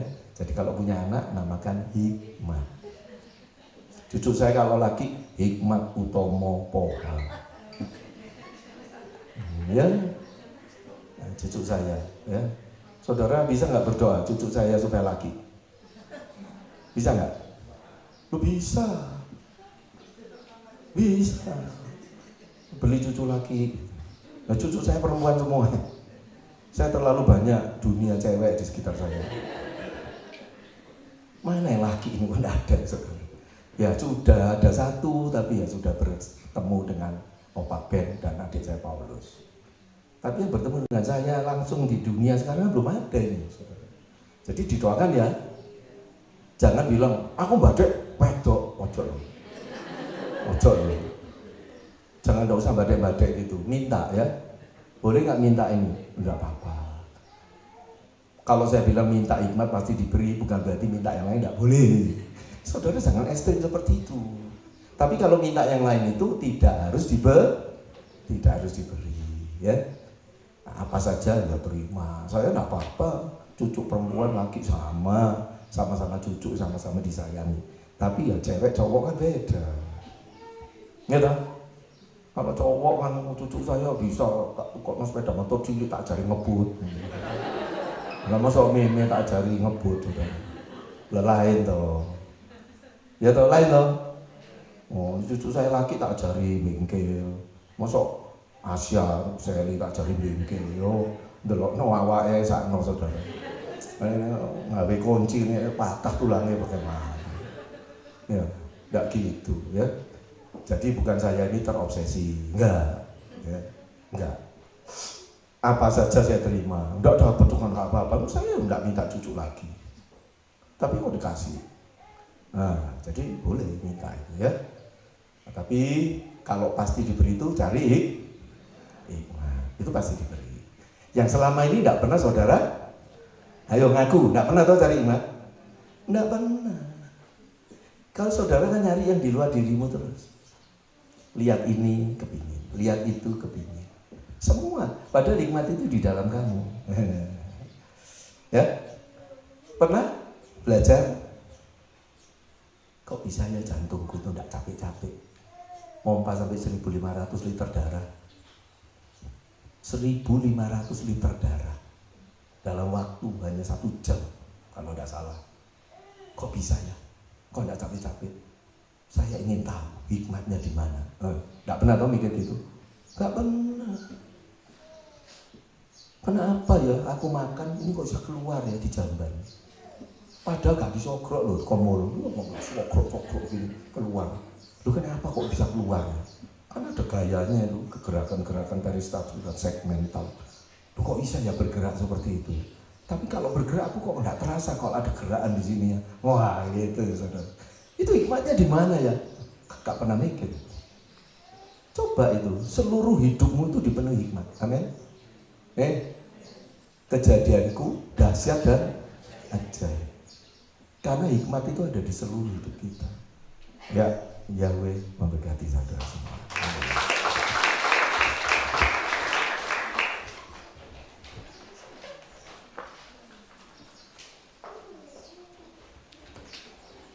Lain zaman kudus silakan aja. Haleluya. Terima kasih Bapak untuk kasih setia rahmat anugerah-Mu, keajaiban-Mu dalam hidup kami.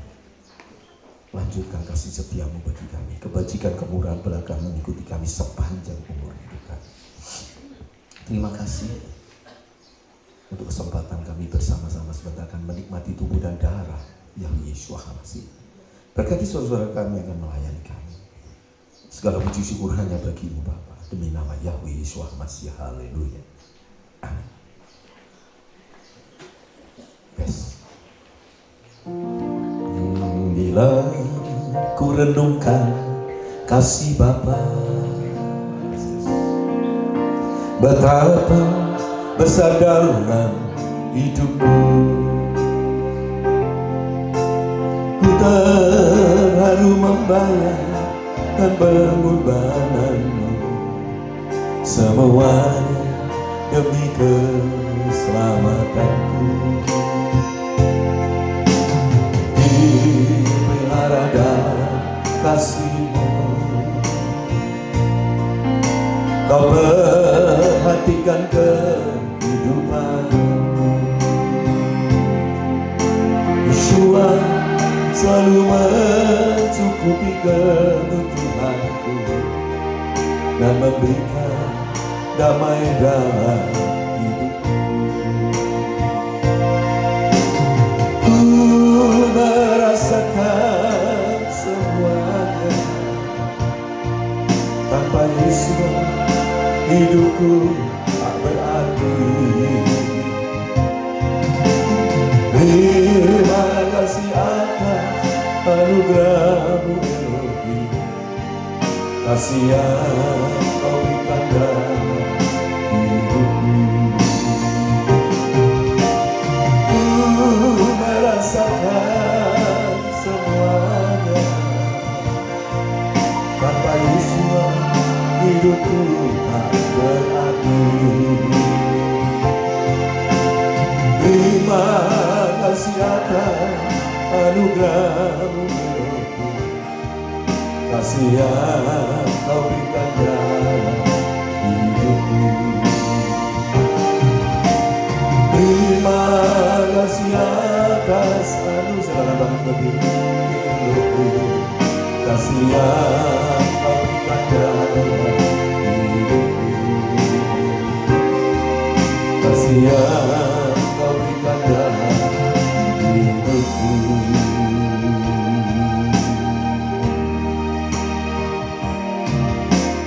Haleluya. Angkat roti lebih tinggi dari kepala. Pada malam perjamuan malam yang terakhir, pesan Yesus mengambil roti, mengucap syukur, memecah-mecahkannya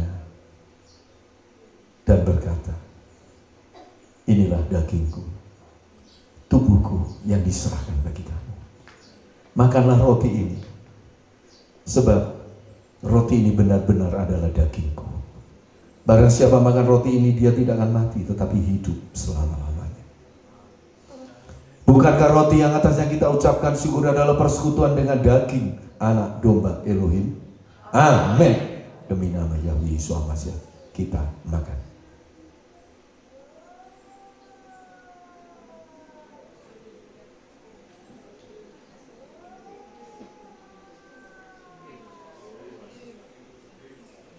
Haleluya. Angkat cawan anggur lebih tinggi dari kepala. Demikian juga sesudah makan, Yesus mengambil cawan anggur, mengucap syukur, memberkatinya dan berkata, inilah darahku, darah perjanjian yang diserahkan bagi kamu. Darah anak domba Elohim yang telah menyucikan, menguduskan kita semua. Bilur-bilur yang berdarah yang telah menyembuhkan dan memulihkan kita. Dan menjadi dasar keselamatan hidup kita. Dasar penyucian dan pengudusan. Karena tidak ada apapun yang dapat dikuduskan tanpa percikan darah. setiap kali kamu makan roti ini dan minum dari cawan ini, kalian memberitakan kematianku sampai aku datang kembali. Bukankah cawan yang atasnya kita ucapkan syukur adalah persekutuan dengan darah anak domba Elohim?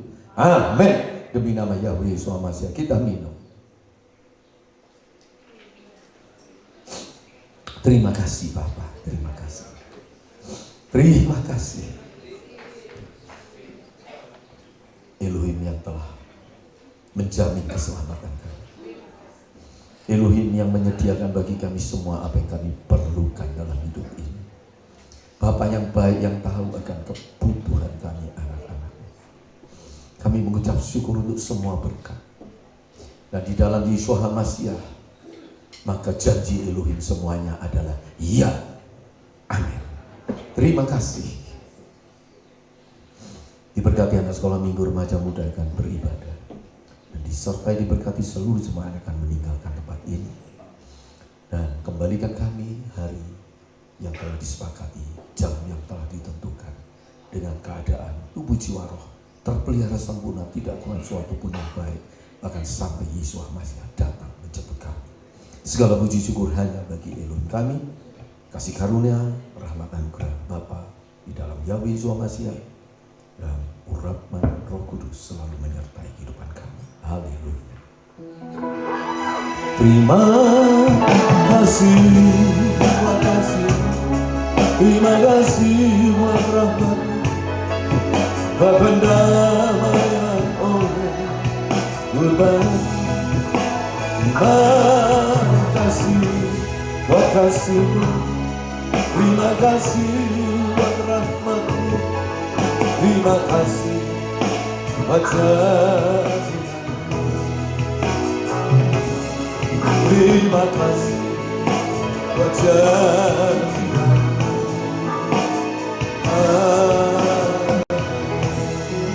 Shalom. Selamat siang.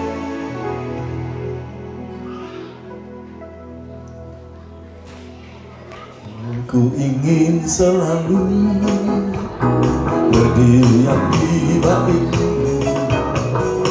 sujud menyembah, meninggikan nama-Mu, bawa terbang tinggi bagai Raja Wali, melintasi awan suka duka, merebut kemenangan.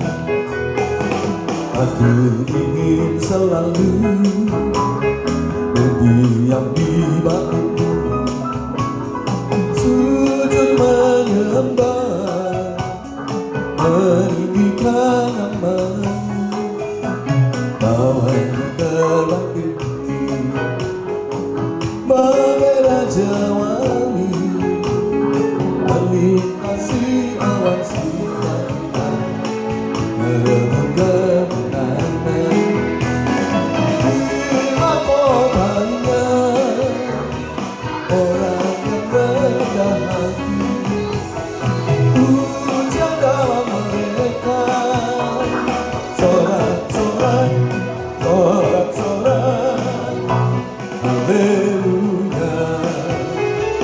Di mahkotanya orang yang rendah hati, pujian dalam mereka, sorak-sorak, sorak-sorak, haleluya.